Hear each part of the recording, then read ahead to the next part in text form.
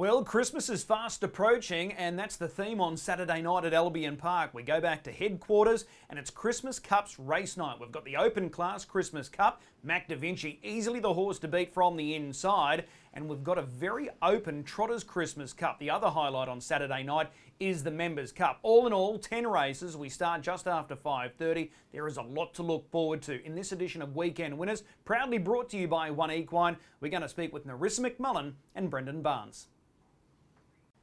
Narissa McMullen now joins us to go through her big book of drives on Saturday night. There's quite a few to get through. Narissa, appreciate the time. No worries, Chris. Bitcoin in race one. You're back behind this guy. It's been some time. Yeah, it has been a while since I've got the drive behind him. Lockie doesn't usually get off him. He looks one of the class runners in what looks a really deep race, this opening race on the weekend. Yeah, it looks to be a pretty strong race. The draw probably doesn't help him, but if he gets the right run and a little bit of luck, I think he'll be thereabouts. Ronnie Sellis does a super job with his team. You know that really well because you drive a lot for Ronnie. But with Bitcoin, he backs up from Tuesday. He was third there off a wide draw, gate 7. That run was more than okay. Yeah, definitely. It was just impossible for him to make ground on that occasion, but he was really good. Yeah, just the draw hurts again this week. We've got a couple of up-and-comers rising in grade here, the likes of Bonnie Prince Louis Targaryen. It looks like it's going to generate a bit of early pressure, which is going to suit Bitcoin. Yeah, it looks like some speed on paper, so hopefully they all go hard and that'll suit us. Okay, well, that's Bitcoin in race 1. Let's go to race 2. You're teaming up with Ronnie again here with Infatuation. He was really good last week. Sectionally, probably couldn't have done much more. Yeah, he was super. He's probably a better horse when he's on the fence and sort of not used too much early, which worked out well last week. Again, he's got a bit of a tricky draw, so just sort of have to see what happens early as to where we end up. But he's finishing off really well again, so hopefully he can be hitting the line good. Ideally, where would you like to be soon after the start with him? I don't know if it's a race where we are going to be able to go to the fence. Probably just sort of have to push through at the start and sort of see how far back we end up. But I think he is capable of sort of coming wide if he gets a nice card into it. Okay, there's good speed off the front row, in particular out wide, Key Largo, Rock and Roll Classic, So Extra. How hard do you want them to go into that first half? Yeah, the faster the better with him, really. He follows any speed, so if they all go hard and carve each other up, that'll suit him down to the ground. Okay. Does he still have that tendency just to sort of brush a knee a little bit when he's forced to come deep? Yeah, he does a little bit. He's just got some guiders on. He's really good on the fence, but if he's got to come wide, he's probably just not quite as good. Okay. Race number 3 on Saturday night, the General, again for Ron Sellis. Now, his form reads a little up and down. How do you assess his form right now? When I drove him, I think it was 2 starts ago, and he had to sit parked over 21, I thought he was actually really good. A bit of a funny horse. I think he's sort of a bit funny to get him to put in, but if he does, I think he's definitely capable of sort of running into a place. Okay, so he's got a few tricks then, the General. Yeah, he does. Okay, how do you sort of line up the opposition here? Isolation, he looks like he's going to be well found. The High Commander, Katacha Man going well, Geldof going well. So there's a few there off the front row that look like they're going to prove hard to beat. Yeah, I think he's probably as good as them at his best, but just the draw is going against him. Okay, race 4, one of our features on the weekend, the Trotters Christmas Cup. King of the North, first time sitting behind this guy? Yeah, it's always a little bit of a challenge, first time driving a trotter, so hopefully everything goes well. Okay, just looking at that recent trial, and I think we've got footage of it as well. He looked good in that trial. He did everything right, and he was strong through the line. Yeah, I thought his trial was really good in preparation for this. Probably not a bad draw for him here either. If he sort of steps away cleanly, I think he'll be pretty handy in the run. Yeah, it's a good point you raised there, that the first horse off 10 metres, and you're drawn to follow out Stress Factor, Indefensible, 2 reliable beginners. Yeah, exactly. So hopefully he goes away well behind him, and yeah, we shouldn't be too far back. I mentioned this earlier with Brendan. There's no standout trotter at the moment. Would you agree with that? Yeah, exactly. Sort of a pretty even bunch. Usually the one that gets the best run is the one that wins at the moment. Okay. King of the North, first up and at 2,600 metres, but you're confident that he'll be cherry ripe? Yeah, I think he's sort of been prepared for this race and he'll be on top of his game. All right, race 5. Here's a runner of your own in Misdemeanor. Excellent first up run when second. Can she go one better? I'd like to think so. I thought she was really good first up. I think she hadn't raced for about 5 weeks, so she should have improved a lot from that. And she's an honest type, tries hard, so I think she'll be thereabouts. Do you think you can lead here from gate 3? Would be nice to lead. She does have good gate speed, but the sort of the two to her inside have a little bit as well, so we'll just have to come out hard and see where we end up. Does she have to lead to win? No, I don't think so. She raced well with a sit first up, so I don't really think that's an issue. Okay, good chance there, Misdemeanor. Let's go across now to race 7, the Members' Cup here. You produced an absolute gem last week on Golet's, got him into a perfect spot, and he delivered in the home straight. It's a tough draw here on Saturday night, isn't it? Yeah, it is a tough draw. Probably a fine line with him between sort of using him too much early and using him enough to find a position. So we're going to have to sum things up pretty quickly at the start, but a repeat of last week would be perfect. Absolutely. How do you sort of gauge that speed to your inside there?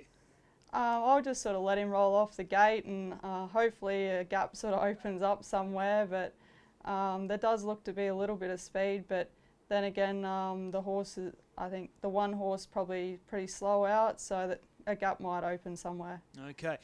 Last week a mile, and he's got a recent track record at Marburg over the short course. 2,138 metres, any concern?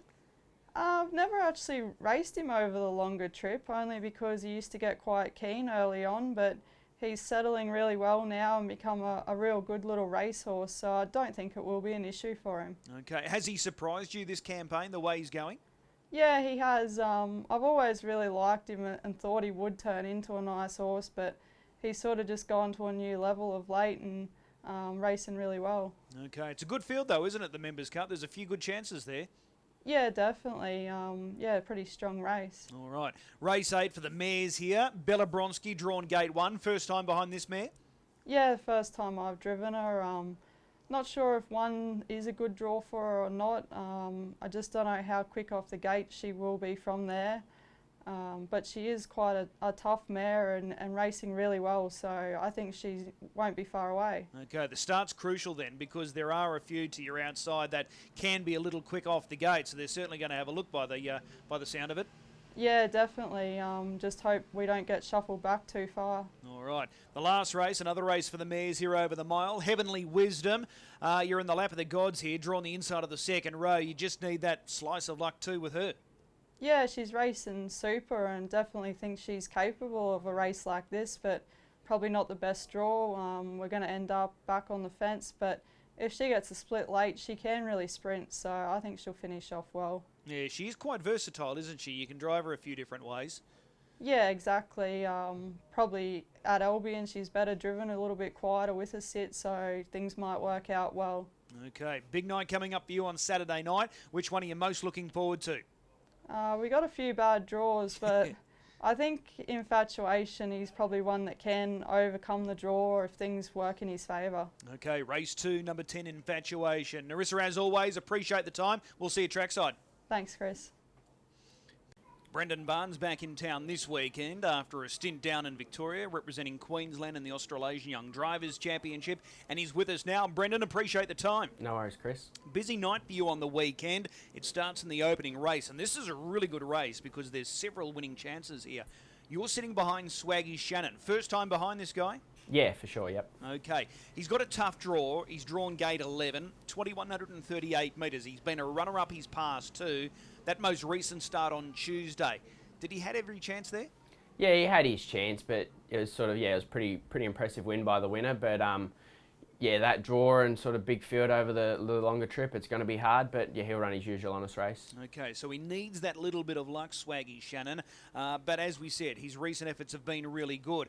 It does look like it's going to generate strong tempo this race. Yeah, it should. There's sort of, quite a few there that go all right. And, yeah, sort of from the draw, hopefully we can get a decent trip somewhere and get a little bit of luck. It is a deep field because there's a few stepping up in grade and there's a few dropping back in grade. So it generates plenty of interest because there's several that you can make good claims for. Yeah, definitely. Okay, so at this early point, Bonnie Prince Louis in Gate 2, does he look the leader? Yeah, probably. He's been going super of late without winning one, so I'd say he'll be looking to sort of pounce on the lead and take them all the way. Okay, well, he is on a class rise. So too Targaryen. He's also a horse with good gate speed. So it'll be interesting to see how they measure up against the older rivals that have been around for some time. Yeah, definitely. They'll probably have to drive sort of Targaryen a bit more conservatively, you'd think. If Bonnie Prince Louis sort of got to the front and got a bit keen and rolled along, I don't think they'd want to be outside him. All right, good race to start the program. Race 2 on Saturday night. Your own runner here, Pacific Drums, drawn 2 off the second row. What was the initial reaction when the field was released?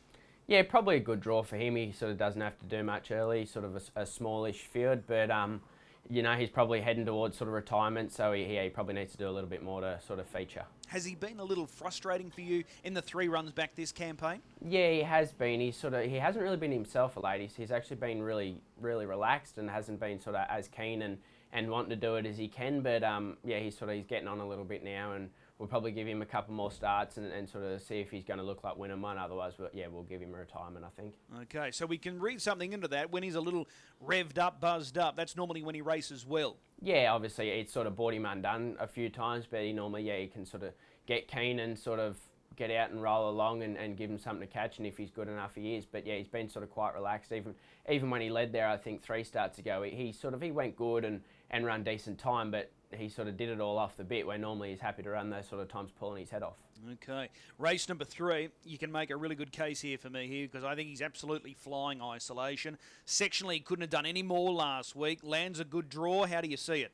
Yeah, definitely. He's going super. He's always tortured with draws, or if he does get a good draw, he gets a bad trip. But we might be able to make a little bit of our own luck and head forward early. And I think he's going good enough to win. How do you see it early? Geldof drawn to your inside. You got a bit of speed to your outside. So how do you think that run into the first turn will play out? Yeah, well, obviously Geldof, he'll want to get as forward as he can and sort of want to lead, but he's not the quickest at first sort of 50 or 100 metres, so something might be able to buzz him. I don't think we might have the speed to, but we'll just want to be as handy as we can and sort of up on pace somewhere. Okay. Were you happy with Isolation last week? Yeah, definitely. His last 5 or 6 runs have all been really good. Okay, so this is winnable on Saturday night. Yep, definitely. Okay, race number 4. This is one of our features, the Garrard's Trotters Christmas Cup. It's drawn together a big field, 14 runners, 2,647 metres. You're on Rigondo. You know this trotter well. He comes into it as a last start winner, so confidence is high. Can you make a winning claim for him here? Yeah, he's probably on a pretty solid step up in grade. Sort of the big field sort of probably isn't going to help too much. You've always got to drive him sort of just for a little bit of luck and hope you get it. If you sort of want to do too much on him, he can do a bit wrong. But if he gets a good trip and sort of a little bit of luck, he should be close enough off that front mark that he can sort of make the most of it. Okay, for me, there's no real standout in this field. What looms as the hardest to beat for you in this race? There's probably a sort of a number that are all sort of rising in grade and nothing to really sort of take that open class step sort of. And there's not really a trotter up here at the moment that's sort of dominant. There's sort of a different one winning week in, week out. So, yeah, it's all just going to come down to how it pans out, I'd say. Okay, 2,600 metres, Rigondo. Any queries there? I don't think so. He'll just be tucked away and driven quietly, I'd say. All right, excellent. Race 6, Convair Hustler is your drive here for Pat Krogan. Comes up with a nice draw. How does this one play out? Yeah, there's a little bit of speed under us there, but I'd say they'll want him to sort of, roll forward and try and get up on speed and be handy. Okay. He's probably just mixing his form a little bit. A few of those runs have been good sectionally, but a few of them have been a little disappointing. But if he brings his best, he should be more than competitive. Yeah, definitely his best as well and truly up to that. Okay. The Members' Cup is race 7, another of our features on Saturday night. Ryan's Gangster. You spoke earlier about horses being tortured by bad draws. He's just not in the mix at the moment. I realise he's ODM, but he's just having no luck. Yeah, not having a lot of luck. So yeah, sort of probably a bit of a buy for him this week from there. But we'll follow him around and hopefully he can just run on and go well. It's a deep field, isn't it? Yeah, for sure. Okay, that's Ryan's Gangster there. Race 8, Miss Strepper. You know this mare well. Drawn 2 off the second row. They're fairly even, these mares' races. She looks as good as any in this race. Yeah, for sure, and she's racing well, and I don't think it'll take her long to sort of bob up and win one of those mares' qualies. She's sort of a sit sprinter, needs to be sort of driven that way and needs probably a little bit to go her way, but yeah, if it does, she'll be thereabouts. You're going to get a nice run through at the start. The horse you follow out is a good beginner. Yeah, that's for sure. So hopefully we can be nice and handy and save her up as long as we can. Tinge of Fear, Swedish Starlet, do they look the hardest to beat here? Yeah, probably. Okay. Race 9, the Christmas Cup for the Pacers over the long journey, 2,680 metres. You're back behind Northview Hustler. Can we expect better this weekend? Probably just a bit sticky from the draw. We'll probably just have to go the fence, and it looks like there's probably not going to be a lot of tempo. It's probably just, going to be another sort of standard Queensland free-for-all. The leader sort of dictates and sprints home, but hopefully we'll just duck to the rail, and if we can sneak in the top 4, we'll be happy. Okay, is it a case that the air went out of the balloon once that field was released and Mac Da Vinci came up with the ace? Yeah, it would have sort of been nice even if we could swap draws with Lilac Flash. That'd be lovely, but hopefully Lilac Flash sort of can do enough that he can sort of just hold his ground around that last corner, and we can just save up as long as we can and just run into some minor money. Can Mac Da Vinci be beat? Oh, probably it doesn't look likely, I don't think. Yeah, okay. Well, that's your last drive there, that feature race, the Christmas Pacers Cup. What is your best drive there on the weekend? Probably isolation. There's not a lot there. Probably the drive home will be the best one, but we'll go for isolation. We'll take the tip. Race 3, number 3, isolation. Brendan, as always, appreciate the time. We'll see you trackside. Thanks, Chris. Cheers. As always, a big thanks to our drivers, Narissa McMullen and Brendan Barnes, giving up their time and insights ahead of their book of drives this weekend at Albion Park.